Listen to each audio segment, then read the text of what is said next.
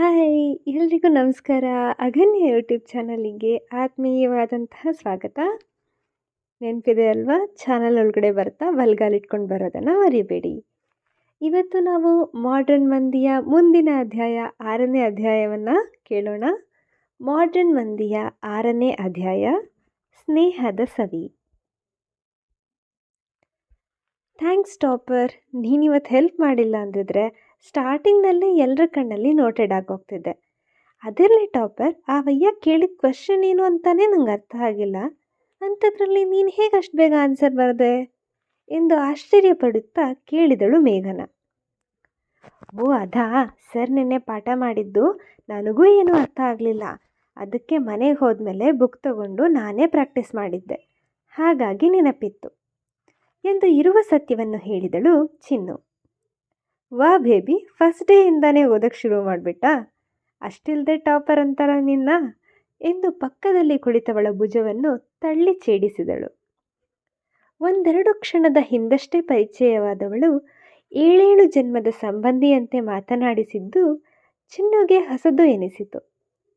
ಚಿನ್ನು ಅಂತೂ ತಾನಾಗೆ ಯಾರಿಗೂ ಸಲುಗೆ ಕೊಡುತ್ತಿರಲಿಲ್ಲ. ಆದರೆ ಅವರೇ ಸಲುಗೆ ತೆಗೆದುಕೊಂಡರೆ ಬೇಡ ಎಂದು ಹೇಳುತ್ತಿರಲಿಲ್ಲ. ಅಂತಹ ಸಾಹಸವನ್ನು ಮೇಘನಾಳ ಹೊರತು ಬೇರೆ ಯಾರೂ ಮಾಡಿರಲಿಲ್ಲ. ಇನ್ನು ಚಿನ್ನುವಿನ ಮುಗ್ಧತೆಗೆ ಮಾರು ಹೋಗಿ ತನಗರಿವಿಲ್ಲದೆ ಅವಳನ್ನು ಬೇಬಿ ಎಂದು ಕರೆದಿದ್ದಳೇ ಹೊರತು ಅದು ಉದ್ದೇಶಪೂರ್ವಕವಾಗಿ ಕರೆದಿದ್ದಲ್ಲ.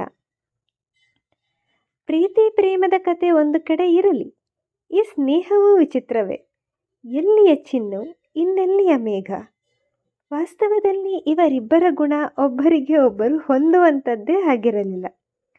ಜನರನ್ನು ಕಂಡರೆ ಸಾಕು ಅಲ್ಲಿಂದ ಪರಾರಿಯಾಗುವ ಚಿನ್ನು ಎಲ್ಲಿ? ಜನರ ಜೊತೆ ಮಾತನಾಡುವುದನ್ನೇ ಕೆಲಸವಾಗಿಸಿಕೊಂಡ ಮೇಘ ಎಲ್ಲಿ? ಅವಳಿಗೆ ಮಾತು ಎಂದರೆ ಪಂಚಪ್ರಾಣ. ಅಂತಹ ಕೋಪಿಷ್ಟ ಸರ್ ಎದುರಿಗೂ ಸುಮ್ಮನೆ ಕೂರಲಾರದೆ ಮಾತನಾಡಿ ಸಿಕ್ಕಿ ಹಾಕಿಕೊಂಡಳು ಎಂದರೆ ಅವಳ ಮಾತಿನ ಚಟ ಎಷ್ಟಿತ್ತು ಎಂದು ನೀವೇ ಲೆಕ್ಕ ಹಾಕಿ. ಲೆಕ್ಕ ಹಾಕೋದಕ್ಕೆ ನಮಗೆ ಬರಲ್ಲ ಅನ್ಬೇಡಿ. ಮತ್ತೆ ನಿಮಗೆ ಅಂಕೆ ಸಂಖ್ಯೆಯಲ್ಲಿ ಲೆಕ್ಕ ಹಾಕೋದಕ್ಕೆ ಕಷ್ಟ ಆಗೋದಾದರೆ ಈ ಅಲಂಕಾರದಿಂದ ಅರ್ಥ ಮಾಡ್ಕೊಳ್ಳಿ. ಅವಳಿಗೆ ಮಾತಿನ ಹುಚ್ಚು ಎಷ್ಟಿತ್ತು ಎಂದರೆ ಜೀವಂತ ಮನುಷ್ಯರು ಯಾರೂ ಮಾತಿಗೆ ಸಿಗದೆ ಹೋದರೆ ಕಲ್ಲನ್ನು ಬೇಕಾದರೂ ಕರೆದು ಕೂರಿಸಿ ಮಾತನಾಡು ಬಿಡುತ್ತಿದ್ದಳು. ಹೊಸ ಸ್ನೇಹದ ಅಮನಿನಲ್ಲಿದ್ದ ಈ ಇಬ್ಬರು ಗೆಳತಿಯರಿಗೆ ಚಿಟಿಕೆ ಹೊಡೆಯುವಷ್ಟರಲ್ಲಿ ತರಗತಿ ಮುಗಿದು ಹೋಯ್ತಲ್ಲ ಎಂದು ಅನಿಸಿತು. ಮನೆಗೆ ಹೊರಡುವ ಸಂದರ್ಭದಲ್ಲಿ ಇಬ್ಬರು ಗೆಳತಿಯರು ಕೈ ಕೈ ಹಿಡಿದು ನಡೆಯುತ್ತಾ ಮಾರನೇ ದಿನದ ಪರಿಚಯಕ್ಕೆ ಯಾವ ರೀತಿ ತಯಾರಾಗಿ ಬರಬೇಕೆಂದು ಮಾತನಾಡಲು ಶುರು ಮಾಡಿದರು. ಇದು ಬಹುಪಾಲು ಎಲ್ಲ ಹೆಣ್ಣು ಮಕ್ಕಳಿಗೂ ಇರುವ ಕಾಯಿಲೆ. ಆದರೆ ಅದನ್ನು ಅವರು ತಮ್ಮ ಜನ್ಮಸಿದ್ಧ ಹಕ್ಕು ಎಂದು ಭಾವಿಸಿರುತ್ತಾರೆ ಅಷ್ಟೆ. ಅವರುಗಳಿಗೆ ಈ ಹಬ್ಬ ಆಚರಣೆ ಅಂತ ಬಂದರೆ ಮೊದಲು ತಲೆನೋವು ತರಿಸುವ ವಿಚಾರ ಅಂದರೆ ಇದೆ. ಯಾವ ಬಟ್ಟೆ ಹಾಕ್ಕೊಳ್ಳೋದು ಅನ್ನೋದರಿಂದ ಹಿಡಿದು ಅದಕ್ಕೆ ಹೊಂದುವ ಬಳೆ, ಸರ, ಓಲೆ, ಹಣೆಬೊಟ್ಟು, ನೇಲ್ ಪಾಲಿಶು, ಉಂಗುರ, ಹಬ್ಬ ಇವೆಲ್ಲವನ್ನು ಹೊಂದಿಸುವಷ್ಟರಲ್ಲಿ ಅರ್ಧ ಜೀವನನೇ ಕಳೆದು ಹೋಗಿರುತ್ತೆ. ಇದನ್ನೆಲ್ಲ ಹೊರತುಪಡಿಸಿ ಮುಖದ ಅಂದ ಹೆಚ್ಚಿಸಲು ಒಂದಷ್ಟು ಪ್ರಯಾಸ ಪಡಬೇಕು. ಹಾಗೆಂದು ಮುಖ ಅಂದವಾಗಿಲ್ಲ ಎಂಬುದೇನೂ ಅಲ್ಲ. ಇಷ್ಟೆಲ್ಲ ಮುತುವರ್ಜಿ ವಹಿಸಿ ತಯಾರಾಗುವ ಹೆಣ್ಣು ಮಕ್ಕಳನ್ನು ನಿಜಕ್ಕೂ ನಿಸ್ವಾರ್ಥಿಗಳು ಎಂದೇ ಕರೆಯಬೇಕು. ಏಕೆ ಎಂದು ಕೇಳುತ್ತೀರಾ? ಅಷ್ಟೆಲ್ಲ ಸಮಯವನ್ನು ಹಣವನ್ನು ಖರ್ಚು ಮಾಡಿ ತಯಾರಾಗುವ ಅವರು ಕಾಣುವುದು ಮಾತ್ರ ಪರರ ಕಣ್ಣಿಗೆ, ಅಂದರೆ ಇನ್ನೊಬ್ಬರ ಕಣ್ಣಿಗೆ ಸಂತೋಷ ಪಡಿಸುವ ಸಲುವಾಗಿ ತಮ್ಮ ಜೀವನದ ಅರ್ಧ ಭಾಗವನ್ನೇ ದಾರೆ ಎರೆಯುವ ಹೆಣ್ಣು ಮಕ್ಕಳನ್ನು ನಿಸ್ವಾರ್ಥಿಗಳೆನ್ನದೆ, ಸಮಾಜ ಸೇವಕರು ಎನ್ನದೆ ಬೇರೇನು ಹೇಳಲು ಸಾಧ್ಯ? ಅಂತಹ ನಿಸ್ವಾರ್ಥ ಮನಸ್ಸಿನ ಗೆಳತಿಯರು ನಾಳೆಯ ಸಮಾಜ ಸೇವೆಯನ್ನು ಕುರಿತು ಮಾತಿಗೆ ಶುರು ಮಾಡಿದರು. ಯಾವ ಕಲರ್ ಬಟ್ಟೆ ಹಾಕ್ಕೊಂಬರ್ಬೇಕು ಅಂತ ಅಂದ್ಕೊಂಡಿದ್ಯಾ ಬೇಬಿ? ಕಾರಿಡಾರ್ನಲ್ಲಿ ನಡೆಯುತ್ತಾ ಕೇಳಿದಳು ಮೇಘನ. ಒಂದು ವೈಟ್ ಮತ್ತೊಂದು ಗ್ರೀನ್ ಕಲರ್ ಬಟ್ಟೆ ಇದೆ ಮೇಘ. ಎರಡರಲ್ಲಿ ಯಾವುದು ಅಂತ ಇನ್ನೂ ಡಿಸೈಡ್ ಮಾಡಿಲ್ಲ. ಮತ್ತು ನೀನು ಎಂದು ಮರು ಪ್ರಶ್ನಿಸಿದಳು ಚಿನ್ನು. ನಾನಂತೂ ಫಿಕ್ಸ್ ಆಗೋಗಿದ್ದೀನಿ. ನನ್ನ ಫೇವ್ರೆಟ್ ರೆಡ್ ಕಲರ್ ಗೌನೇ ಹಾಕ್ಕೊಂಡು ಬರ್ತೀನಿ. ಆಮೇಲೆ ಬೇಬಿ, ಇನ್ನೊಂದು ವಿಷಯ, ನಾಳೆ ಈ ಥರ ಇರೋ ಬರೋ ಕೂದಲನ್ನೆಲ್ಲ ಎಳೆದು ಎಮ್ಮೆ ಕಟ್ಟೋ ಥರ ಟೈಟಾಗಿ ಜಡೆ ಕಟ್ಕೊಂಡು ಬರಬೇಡ. ಸ್ವಲ್ಪ ಫ್ರೀ ಹೇರ್ಸ್ ಬಿಡು. ಅಟ್ಲೀಸ್ಟ್ ನಿಂಗೆ ಹೇಳ್ದಿರೋ ಆ ಸ್ವಾತಂತ್ರ್ಯ ನಿನ್ನ ಕೂದಲಿಗಾದರೂ ಸಿಗಲಿ ಎಂದಳು ಮೇಘನ. ನೀನು ಹೇಳೋದು ಹೆಚ್ಚ, ನಾ ಮಾಡೋದು ಹೆಚ್ಚ ಮೇಘ? ಖಂಡಿತ ಹಾಗೆ ಬರ್ತೀನಿ. ಆದರೆ ನೀನು ನಿನಗಿಂತ ಜಾಸ್ತಿ ಹಾರಾಡೋ ನಿನ್ನ ಈ ಗುಂಗುರು ಕೂದಲನ್ನು ಒಂದು ಸಲ ನಂತರ ಗಟ್ಟಿಯಾಗಿ ಜಡೆ ಗಂಟು ಹಾಕ್ಕೊಂಡು ಕೂರಿಸು, ಆಮೇಲೆ ಮಾತಾಡೋಣ. ಓ, ನನಗೆ ಈ ಈ ಮೇಘನಾಗೆ ಚಾಲೆಂಜ್ ಮಾಡೋಷ್ಟು ಧೈರ್ಯ ಬಂತ? ನಾಳೆ ನೋಡು ಎಂದು ಇನ್ನೇನನ್ನೋ ಹೇಳಲು ಹೊರಟಿದ್ದ ಮೇಘನ ಎದುರು ಬದಿಯ ಕಾರಿಡಾರ್ನಲ್ಲಿ ತಮ್ಮ ಪಾಡಿಗೆ ತಾವು ನಡೆದುಕೊಂಡು ಹೋಗುತ್ತಿದ್ದ ಇಬ್ಬರು ಹುಡುಗಿಯರನ್ನು ದೂರದಿಂದಲೇ ಗುರುತಿಸಿ, ಹೇ ಬೇಬಿ, ಅವರಿಬ್ಬರು ನನ್ನ ಸ್ಕೂಲ್ ಫ್ರೆಂಡ್ಸ್, ನಾನು ಹೋಗಿ 1-2 ನಿಮಿಷ ಅವರನ್ನು ಮಾತಾಡ್ಸ್ಕೊಂಡು ಬರ್ತೀನಿ, ಅಲ್ಲಿವರೆಗೂ ನೀನಿಲ್ಲೇ ನಿಂತಿರೋ ಆಯಿತಾ ಎಂದು ಹೇಳಿದವಳು ಚಿನ್ನುವಿನ ಉತ್ತರಕ್ಕೂ ಕಾಯದೆ ಓಡುತ್ತಾ ಹೊರಟಳು. ಇವಳಿಗೆ ಊರಿನವರೆಲ್ಲ ಫ್ರೆಂಡ್ಸೆ. 2 ನಿಮಿಷದಲ್ಲಿ ಬರ್ತೀನಿ ಅಂತ ಹೋಗಿದ್ದಾಳೆ. ಅವಳ ಸ್ಕೂಲ್ ಹಿಸ್ಟ್ರಿ ಪುರಾಣ ಎಲ್ಲ ಮಾತಾಡಿ ಬರೋ ಅಷ್ಟರಲ್ಲಿ ಮಿನಿಮಮ್ ಅಂದರೂ 2 ಗಂಟೆ ಆಗತ್ತೆ.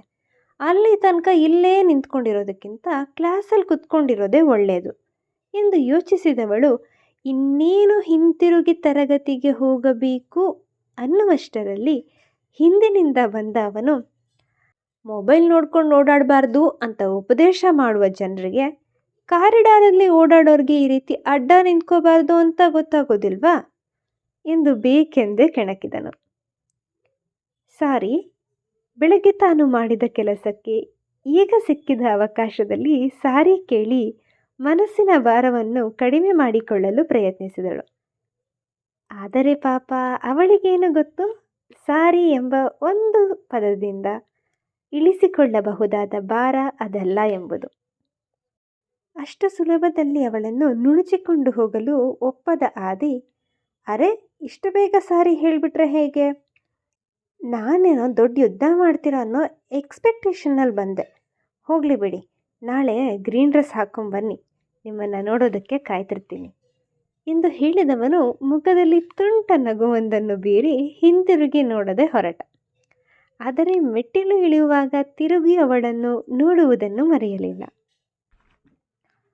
ಅಂದರೆ ನಾನು ಮೇಘ ಮಾತಾಡೋದನ್ನು ಕದ್ದು ಕೇಳಿಸ್ಕೊಂಡಿದ್ದಾನೆ, ಮ್ಯಾನರ್ಲೆಸ್ ಫೆಲೋ ಎಂದುಕೊಂಡವಳು ಅವನು ಹೋದ ದಾರಿಯನ್ನೇ ನೋಡುತ್ತಿದ್ದಳು. ಹೊರಮನಸ್ಸು ಅವನನ್ನು ಬೈಯುತ್ತಿದ್ದರೂ ಅವನ ಈ ಕೆಲಸ ಅವಳ ಒಳ ಮನಸ್ಸಿಗೆ ಅದೆಂಥದ್ದೋ ಖುಷಿ ಕೊಟ್ಟಿತ್ತು.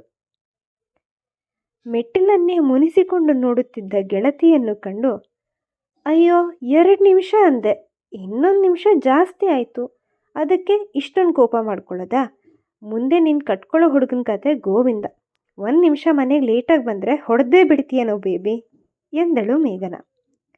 ಅವನು ಮುಂದೆ ಮನೆಗೆ ಬರೋದು ಹಾಗಿರಲಿ, ನಾವು ಮೊದಲು ಮನೆಗೆ ಹೋಗೋಣ ನಡಿ ಎಂದು ಮೇಘಳನ್ನು ಎಳೆದುಕೊಂಡು ಹೊರಟಳು ಚಿನ್ನು. ಕೋಚಿಂಗ್ ಸೆಂಟರ್ ಮುಗಿಸಿ ಮನೆಗೆ ಬಂದವಳು ಊಟ ಮಾಡಿದ ತಕ್ಷಣ ಮಾರನೇ ದಿನಕ್ಕೆಂದು ತನ್ನ ಗ್ರೀನ್ ಡ್ರೆಸ್, ಅದಕ್ಕೆ ಒಪ್ಪುವ ಒಡವೆ ಎಲ್ಲವನ್ನು ಹೊಂದಿಸಿಟ್ಟಳು.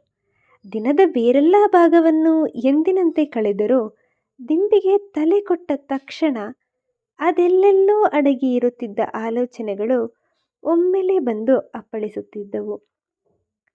ತಾನು ಇಷ್ಟು ಉತ್ಸಾಹದಿಂದ ಪರಿಚಯಕ್ಕೆ ಹೊರಡಲು ಸಿದ್ಧವಾಗಿದ್ದು ಸುಧಾ ಮೇಡಮ್ನ ಆದರ್ಶಕ್ಕೆ ಮರುಳಾಗಿಯೋ, ಇಲ್ಲ ಮೇಘನ ಸ್ನೇಹಕ್ಕೆ ಕಟ್ಟುಬಿದ್ದೋ, ಅಥವಾ ಅವನ ಇನ್ನು ಮುಂದಕ್ಕೆ ಯೋಚಿಸಲು ಅವಳ ಬುದ್ಧಿ ಏಕೋ ಹಿಂದೇಟು ಹಾಕಿತು. ಆದರೆ ಮನಸ್ಸು ಮಾತ್ರ ಅವನ ಯೋಚನೆಯಿಂದ ಹೊರಗೆ ಬರಲು ಒಪ್ಪಲೇ ಇಲ್ಲ.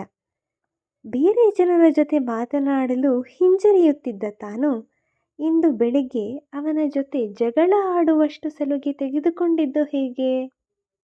ಅದು ನಿಜಕ್ಕೂ ಕೋಪದಲ್ಲಿ ಮಾತಾಡಿದ್ದ, ಅಥವಾ ಇಲ್ಲ, ನಾನು ಯೋಚನೆ ಮಾಡ್ತಿರೋದು ತಪ್ಪು. ಅವನು ಸುಮ್ಮನೆ ತಲೆಹರಟೆ ಮಾಡಿದ್ದು, ಅದನ್ನು ನಾನು ಇಷ್ಟು ಮನಸ್ಸಿಗೆ ತಗೋಬಾರ್ದು ಎಂದು ಅವಳ ಬುದ್ಧಿ ಮತ್ತೆ ಎಚ್ಚರಿಸಿತು. ಹೇಗನ್ನಿಸ್ತು ಇವತ್ತಿನ ಸಂಚಿಕೆ ಅಂತ ನನಗೆ ಕಮೆಂಟ್ ಮೂಲಕ ತಿಳಿಸಿ. ಮುಂದಿನ ಸಂಚಿಕೆಯಲ್ಲಿ ಏನಾಗುತ್ತೆ, ನಮ್ಮ ಚಿನ್ನು ಗ್ರೀನ್ ಕಲರ್ ಡ್ರೆಸ್ಸಲ್ಲಿ ಹೇಗೆ ಕಾಣಿಸ್ತಾಳೆ ಅಂತೆಲ್ಲ ತಿಳ್ಕೋಬೇಕು ಅನ್ನೋ ಆಸೆ ಇದ್ದರೆ ನಮ್ಮ ಚಾನಲಿಗೆ ಸಬ್ಸ್ಕ್ರೈಬ್ ಮಾಡಿಕೊಂಡು ಮುಂದಿನ ವಿಡಿಯೋನ ಮರೀದೆ ನೋಡಿ. ಈಗ ಸದ್ಯಕ್ಕೆ ಧನ್ಯವಾದಗಳು.